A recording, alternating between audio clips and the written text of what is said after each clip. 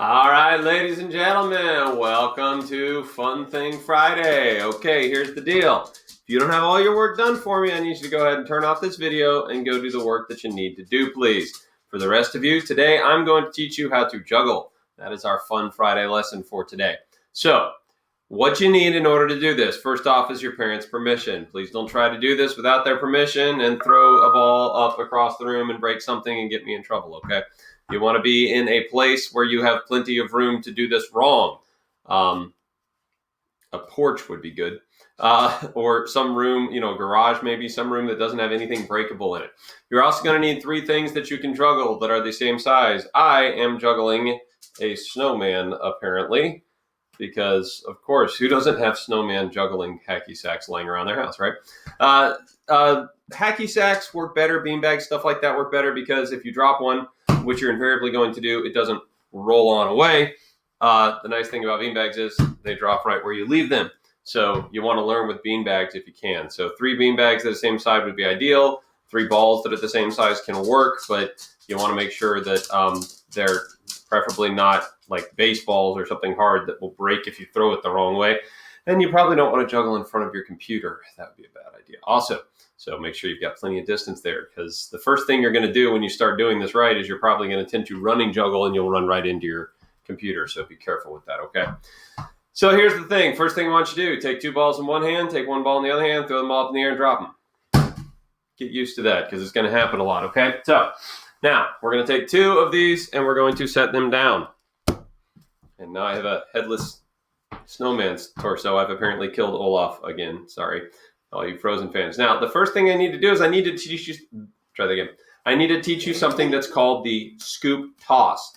This is not how you juggle. You don't juggle like this, although this is a technique that you can use in juggling eventually. When you're first learning, you want to learn the shower juggle style, which I was showing at the beginning. And to do that, you need what's called a scoop toss. So what you're going to do is scoop your hand and toss the ball into the other hand. But you need to toss it so that it comes up right about at your eye height and then lands at your other hand like this. Okay? This is the scoop toss. You want to scoop and toss, scoop and toss. You don't want to do this. That's not going to help you when you actually start juggling. You need to scoop and toss, scoop and toss. Practice that until you're really good at scoop tossing and catching on the other side.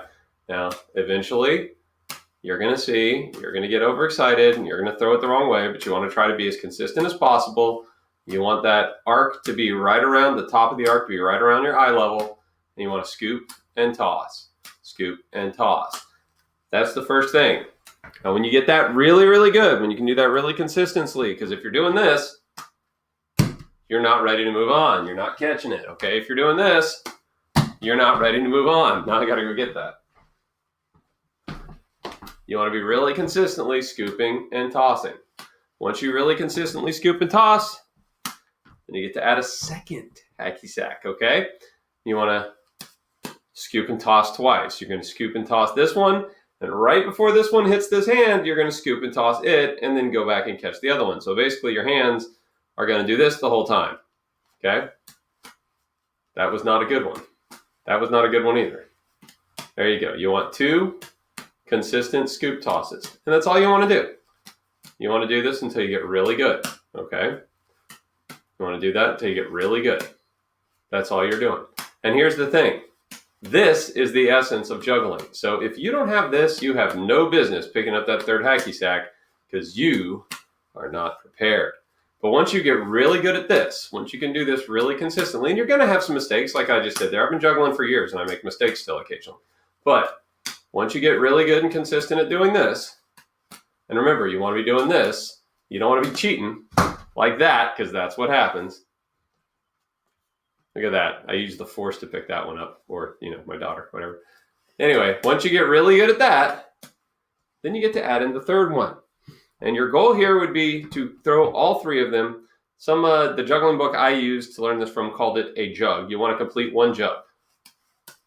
1, 2, 3. You want to start with 2 balls in your right hand and finish with 2 balls in your left hand. Unless, of course, you're left-handed, then you probably want to do it the other way,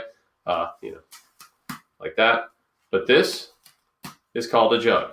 It's basically that scoop toss 3 times. 1, 2, 3. Once again, you don't want to cheat and go 1, because then you end up with a mess. You go 1, 2, 3. 1, 2, 3. And stop. 1, 2, 3. Stop. 1, 2, 3. Stop. Once you can do that really good, then you get to go crazy. And instead of stopping on that third one, you throw that ball again. And that makes it go like this. And then, oh my gosh, you're juggling. Check that out. Now, once you get really good at this, you can start learning all the other fun patterns that you can do, like this one right in the middle of it. Except I just dropped it. Let me try that again. Do that right. Woo! And there you saw what's sometimes called the running juggler syndrome that I told you to watch out about. I'm a little rusty, apparently. I can do this. Watch. I got it. Woo! All right, there we go. Nope. It's really embarrassing when you start doing tricks and then you mess them up. I promise. I was doing this in front of my daughter. There we go, with no problem. And you can start doing your 2-in-1 patterns. Woo! Which is surprisingly hard. You can throw the pattern off a little bit. Throw that one on the outside. Mess that up. Which is surprisingly hard to do, believe it or not. And of course, everybody's favorite, you can throw one under your leg. I probably cannot do this because I don't think my ceiling's high enough, but let's give it a try. And that's how you break things, so don't do that, kids. All right. So, ladies and gentlemen, that's how you juggle. Stick with this. Don't try to do all the fancy stuff until you get this really, really good. And of course, there's probably some guy on YouTube who can show you how to do this a whole lot better than I can. Ladies and gentlemen, that's Juggling 101. Have a great Friday. Have a nice weekend. Take care.